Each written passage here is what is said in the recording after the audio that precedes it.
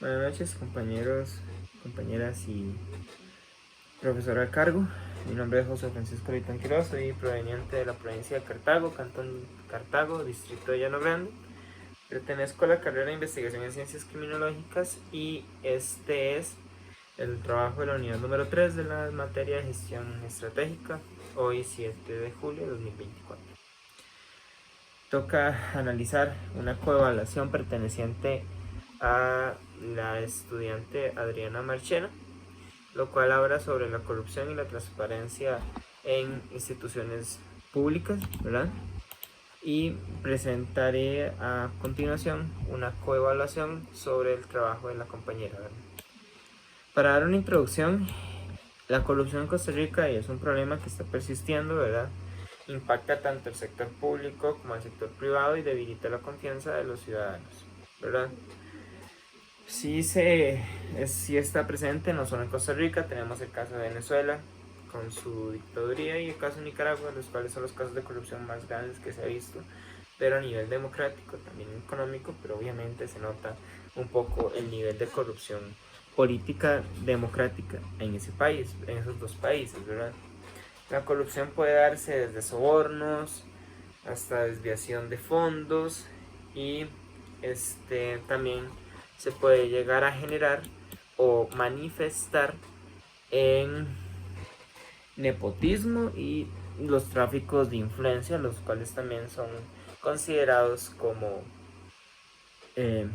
corrupción, ¿verdad? Las consecuencias sí son muy profundas, son vastas, incluso se puede afectar bastantes sectores de la población y del país, los cuales son necesarios a veces llegar a reflexionar y conocer, ¿cierto?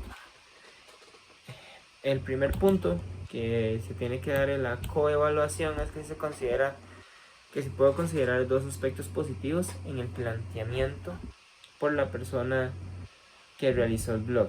Ok, Adriana llega a darme dos aspectos positivos que sí he llegado a reconocer en el blog, ¿verdad? Que es como aborda los temas.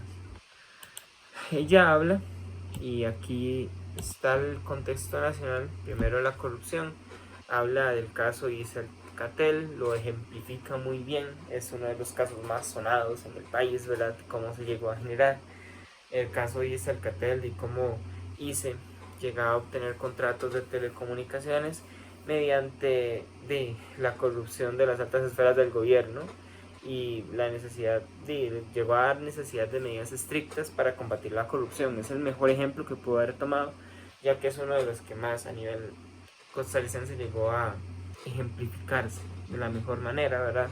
Y tuvieron un caso significativo de la percepción pública y del gobierno de cómo pudo haber pasado esto, ya que dio sobornos, la empresa Alcatel dio sobornos pagados por a funcionarios del Instituto Costarricense de Electricidad para obtener estos contratos y llegó a generarse un escándalo y un bochorno público, lo cual afectó de una manera significativa al gobierno costarricense. Otro punto positivo que le resalto a la compañera es cómo llegó a generar una explicación adecuada sobre cómo impacta la corrupción, pero no de una forma general. Llegó a darlo en sectores que se ven afectados, ya que dio el impacto en pequeñas empresas y los emprendedores, los cuales se ven muy afectados porque las prácticas corruptas como el soborno y el favoritismo crean un entorno empresarial injusto y anticompetitivo, lo cual no ayuda a que las pequeñas empresas lleguen a surgir de una manera significativa en el mercado costarricense, ¿verdad? También llegó a hablar del impacto en comunidades vulnerables, que es lo que casi nadie se da a pensar, ¿verdad? Las comunidades vulnerables son las zonas rurales y las marginadas, las cuales son afectadas porque estos grupos enfrentan desafíos significativos como la falta de accesos a servicios básicos. También las oportunidades económicas son un poco más bajas y limitadas y los niveles más altos de pobreza están ahí. Entonces, al generarse la corrupción, por ejemplo, en la asignación de recursos, como los proyectos de desarrollo, pueden resultar en la construcción de infraestructuras de baja calidad o en la falta de implementación de programas sociales que ayuden, que obviamente son cruciales, para el desarrollo adecuado de una comunidad, ya que si no se da ese tipo de ayudas, y obviamente no se va a poder dar un crecimiento adecuado de las comunidades. También habló de, otra consecuencia que remarcó muy bien es la desigualdad social y la desconfianza de las instituciones. Y la desigualdad social obviamente llega a darse un poco más marcada si hay corrupción. O sea, cuando esto, por ejemplo, que haya una malversación de fondos que son utilizados para mejorar la educación, la salud, tal vez la vivienda y otros servicios esenciales, esta falta de inversión en esos sectores da una desigualdad social entre la clase alta y baja muy significativa. Existe el caso, por ejemplo, hace unos días de Guatemala. Uno va a Guatemala y se observa muy significativamente la clase alta y la clase baja, porque uno va a las partes más caras y se observa, pero un momento a otro uno pasa 3-4 cuadras y se ve una desigualdad social en la clase baja, y esto a veces se ha llegado a generar por una malversación de fondos. Obviamente que también da desconfianza a las instituciones, ya que si las instituciones están fallando lo que nosotros les damos, la confianza, y llega a generar un poco de no confiar en ese tipo de instituciones, porque obviamente ya están fallando en lo más esencial, que es llegar a generar su propio trabajo. Entonces obviamente esto no ayuda, ¿verdad? Y genera un gran problema.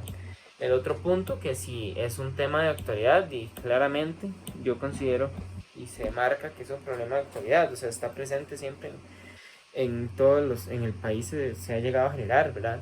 Y se está generando hoy mismo, nada más que tal vez en menor o mayor medida, pero se está generando, ¿verdad? Esos son los primeros puntos. Luego dice si le parece interesante el planteamiento realizado. Creo que también va ligado al punto 2, obviamente es un planteamiento interesante la forma en la que ella llega y une las piezas de este rompecabezas, ¿verdad? Ahora vamos con el proyecto. Dan las medidas preventivas, a las cuales son la educación y la concientización, que son programas que ayuden a concientizar mediante educación cívica y ética dirigidos a todas las edades para fomentar una cultura de integridad, lo cual siento que está muy bien. Llegar a educar para que se conozca el tema y pueda llegar a llevar a cabo de una mejor manera. Y también pide transparencia y acceso a la información. Si las instituciones públicas son transparentes y permiten el completo acceso a la información, obviamente llega a darse una mejor implementación de confianza en las personas. Si sabe lo que se está haciendo, obviamente no hay por qué desconfiar.